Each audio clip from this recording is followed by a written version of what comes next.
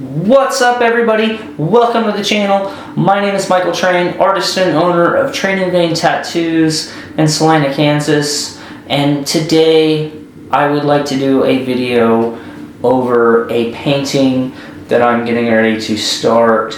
I'm going to be doing a portrait of Beetlejuice on this here oval canvas that I picked up at my local Hobby Lobby. I have added an extra 3 layers of gesso to this to get it to a nice smooth surface like I like when I'm doing my oil paintings. I made a whole video over that, how to turn a cheap canvas into a quality canvas. So if that's something you're interested in, I would definitely check that out, and that explains my whole prepping process for stretching the canvas and for adding the gesso layers to getting it to that nice smooth finish. So definitely check that out. And I'm going to start by showing you guys how I do my grid systems when I'm doing something like a portrait. I think when you're doing something like a portrait, accuracy is key. You need to pay attention to every little detail, every shade, the values, but you need to get the basic shape correct, and you need to get that correct from the very get-go. And by making a grid system, that's a great way to do that. I do it on most of my paintings. It makes my life a lot easier. I have a oval canvas here with Beetlejuice next to them, and like I said, first we're going to start off with doing a grid system. So I'll go ahead and get set up for that, and we'll get right into it.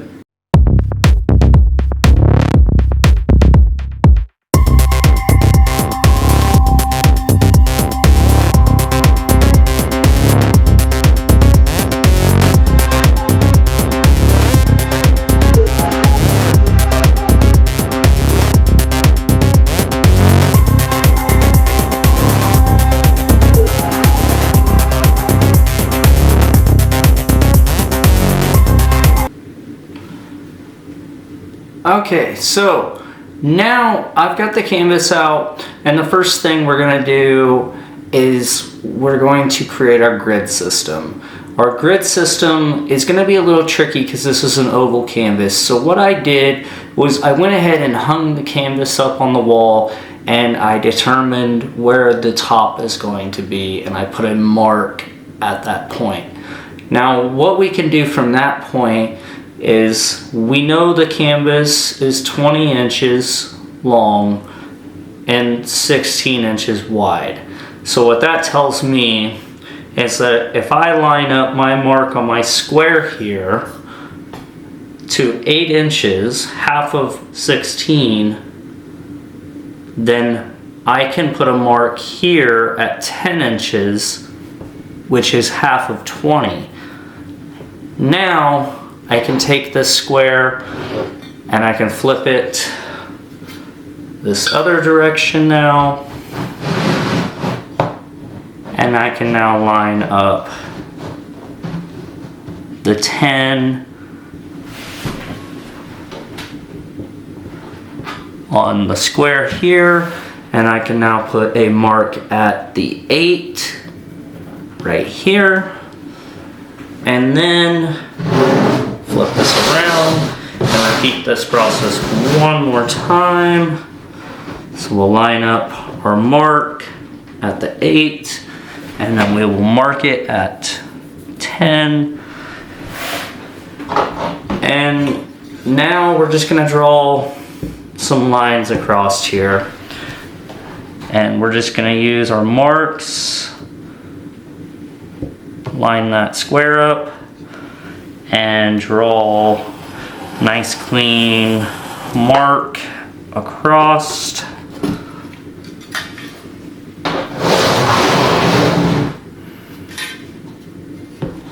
And we'll go ahead and do the same for the other direction.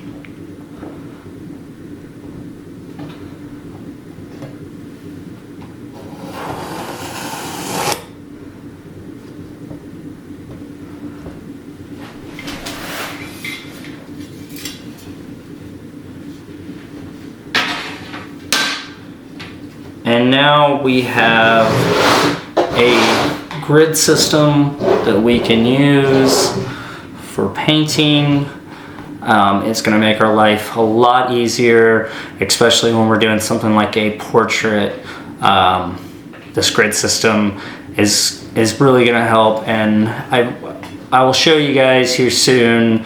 I have a grid system already set up on my iPad where my reference picture is, which I also have sitting right next to me where I'm painting. Very important when you're working on something like a portrait to have your reference picture close right next to you so that you're not looking far away trying to see the image. Unless you have a photographic memory, then I would definitely have your reference picture right next to you when you're working on something such as a portrait. Okay guys, so we have the sketch done of Beetlejuice here. As you can see, I have the grid system we set up earlier. I was able to use that to help me locate all the different values and shapes, and so that's all we really were worried about. Not really worried about getting fine details in there right now, just sketching out the basic shapes. And I like to use a red pencil for this. Any kind of red pencil would work just fine. And if you also notice, I like to have, when I'm working on like a portrait especially, I like to have the reference picture right next to me. So as you can see, I've got the reference picture I've created pulled up on my iPad. It also has the grid system on it, so I'm able to, by eye, locate where the correct positions of everything is supposed to be. So we are ready to paint now. So we're going to start our first layer. So I'm going to go ahead and show you guys how I go about doing my layering process and how I mix the pigments with the oils. This is my process. Everybody paints and draws and tattoos a little bit differently. So if you find that the way I do things is different than other people, well, I self-taught myself how to oil paint. Okay guys, so we're gonna go ahead and get set up for our first layer of paint here for this oil painting. I have here, this is a lean mixture.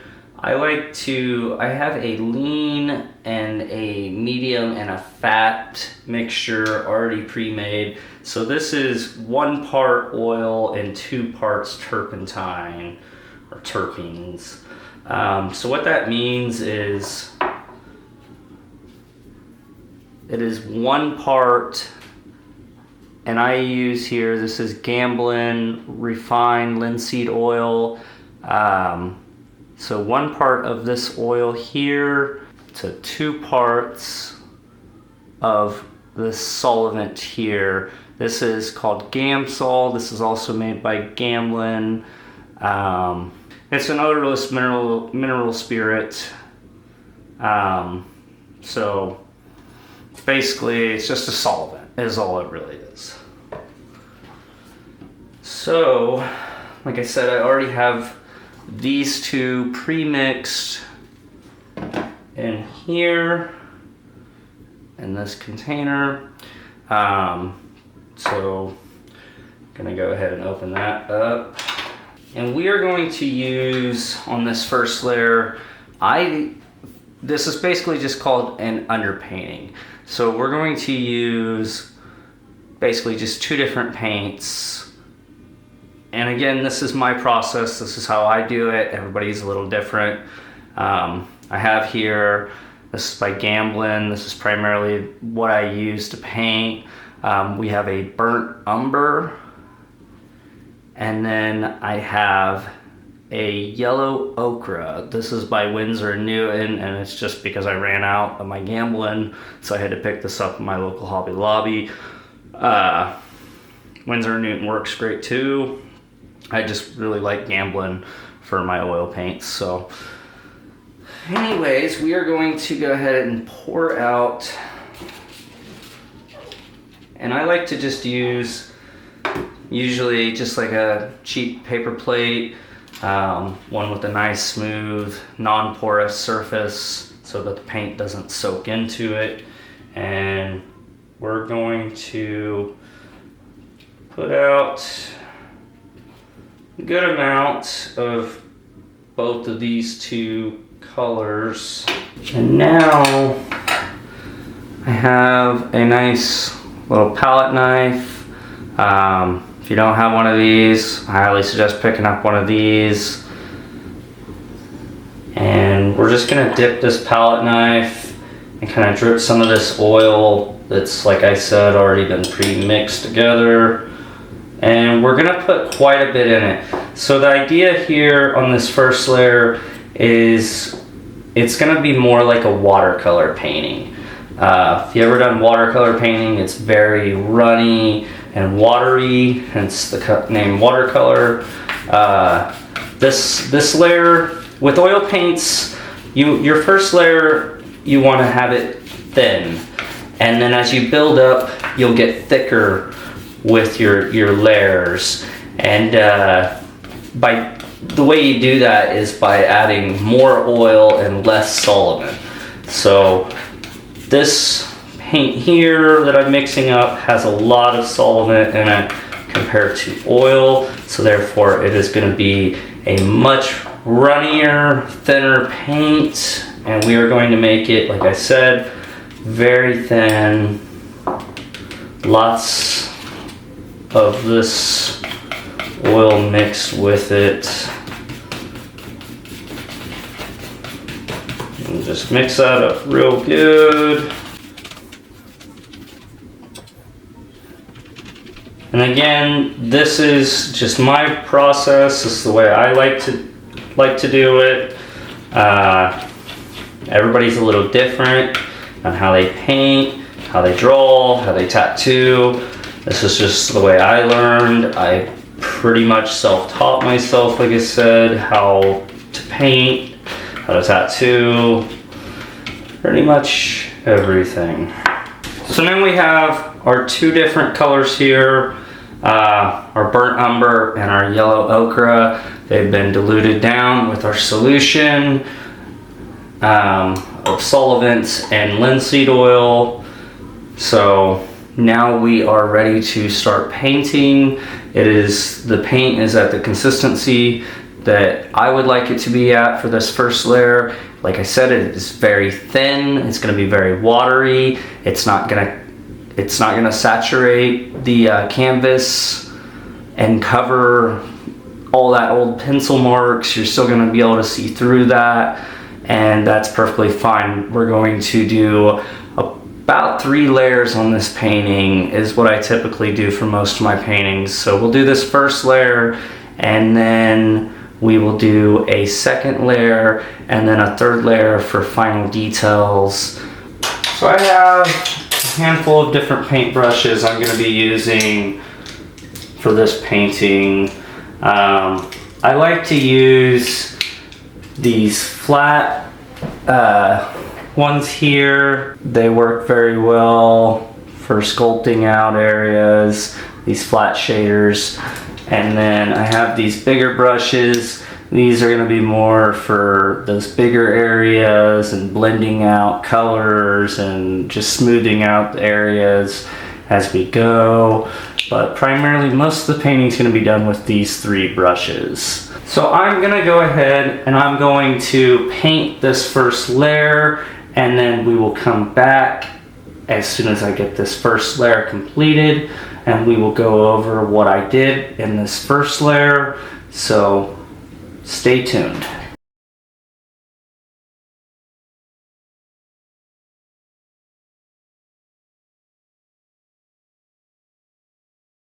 Alright, so we have our first layer completed. You can still lightly see the grid system, which is perfectly fine. Our next layer of oil paint is going to be a little bit thicker. Like I said, this first layer is very thin. It's diluted down with a lot of solvent, not as much oil paint. Like I said, it's kind of like painting a watercolor painting. And all we were trying to accomplish here is getting in these basic shapes and basic values in there. So now when we go to paint our next layer, we're going to actually add color, and we're going to start adding some of these details, and then by the time we get to our third layer, then we're going to be adding the final details, just little highlights and whatnot. But as you can see here, you can already start to see what the image is. It's coming to life, and it's going to look completely different after we do our whole next layer. So stay tuned, and we will get right to work on our next layer. Okay, so we have here a clean new paper plate. I didn't mention it a minute ago, but I'd like to talk about how I make black. I use burnt umber and the ultramarine blue to make my blacks. The reason I do this is for several different reasons, really. I don't like the blacks that are produced straight out of the tube. There's something about them I don't like. I like to make my own blacks though. So you basically mix these two colors 50-50 and you'll get a black. If you want that black to be even blacker, you could add a little bit of the phthalo green to it, just a touch of it, and you'll get a very black. By mixing these two pigments together, you're going to be able to adjust the range of coolness and warm. So by adding a little more blue, you're gonna have a little cooler of a black, and then by adding a little more of the burnt umber, you're gonna have a little warmer of a black. So you can kind of play with that range a little bit with your blacks. So we'll go ahead and pour out a little bit of pigment here.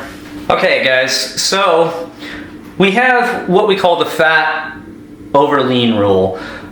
Basically what that means is your first layer is going to be very lean, very thin paint, and then your second layer is going to be a little bit thicker, and then your third layer is going to be even thicker of oil. If you don't follow that fat over lean rule, you're going to end up with cracks in the painting, and it's not going to be, the longevity of the painting is just not going to last. So this second medium here, like I said, this has a little more of the refined linseed oil in it than it does the solvent now, and we're not going to use as much. We're not going to make it as watery. So I'm just going to dip this in here. First we'll make this black, and just take a couple little dabs from there, transfer that over. Okay guys, so we have a black and then a dark bluish gray. These are the two main colors I'm going to be using in this background. That's where we're going to start with.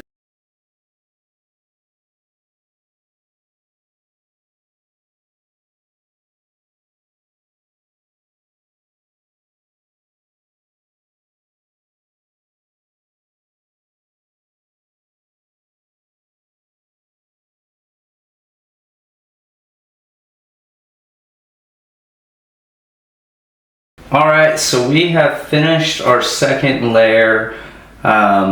We are going to get ready to begin our third layer, which is primarily going to be making sure our blacks are nice and black. So like in the mouth here, I'm going to make sure that's nice and black.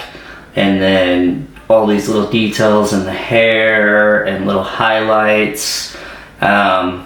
Just basically adding all those final little details. So we're gonna remember the fat over lean rule. So this last layer, we're going to have it pretty thick in oil, very little solvent. So we'll go ahead and get into that. Okay, so we have here brand new paper plate and my final mixture. This is for my fat layer, my third final layer. This is 2 parts oil, 1 part solvent. So this is going to have a lot more of the refined linseed oil in it versus the other two mixtures. So we're just going to basically make another black and pour out some whites. We're going to start from there and pour out any colors as we need them. But just remember that fat over lean rule, and make sure that this layer is going to be thicker than the previous two layers. As long as you follow that rule, you shouldn't have any kind of problems with your paintings as far as them drying and cracking or any of that. So I'm going to go ahead and begin to pour out a little bit of paint, and we will get right into this third layer. Okay, so I have a little bit of blue, ultramarine blue and burnt umber, and I'm going to go ahead and mix those together to create a nice black, and then I've got a little bit of white. So we're just going to take our palette knife and just a little drop of this here oil onto our colors here, and we'll just mix that in. We've got our white poured out and our black made. So we're going to begin adding some of those final details like we talked about, those highlights, and then we'll just go from there and see what we feel needs touched in the painting as we go, and just get all those final little details in. And in case you're wondering what kind of brushes I've been using during this process, here is some of the brushes that I've been using. I have here a liner as far as tattoo terms go. Tiny little details. And then I like using flat shaders. So this here is what I use for most of the work, to be honest. This is pretty similar to like a 9 mag if you were tattooing. Maybe a little bigger. And then I have another flat shader, just a little bit bigger.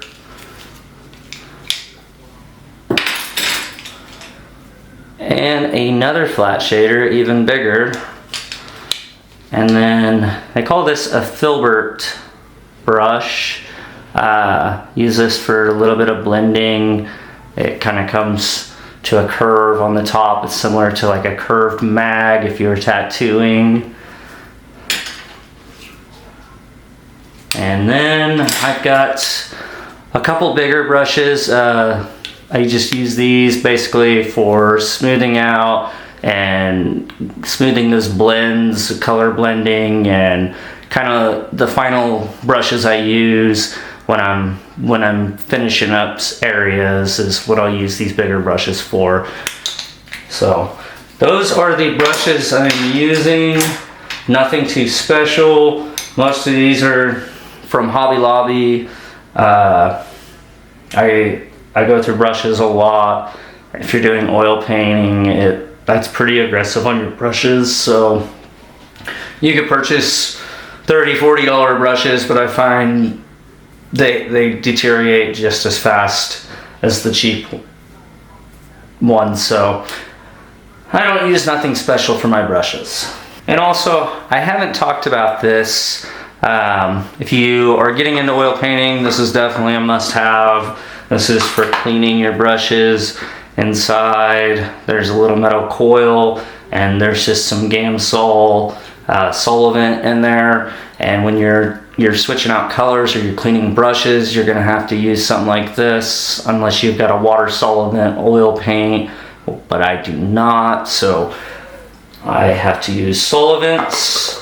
So if you're ever wondering what these are, if you're in Hobby Lobby, that's what that is for, or your local art store. So guys, we will go ahead and get into the painting once more and get this third and final layer done and see how it turns out.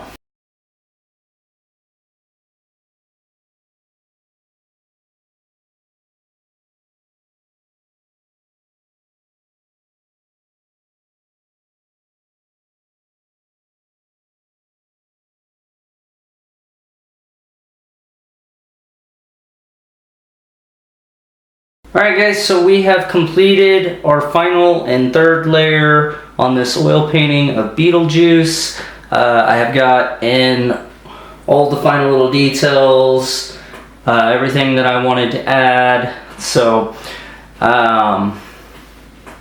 yeah, if you guys like this video, make sure to hit that like button, and if you have any questions, please leave them in the comments and I'll definitely get back to you.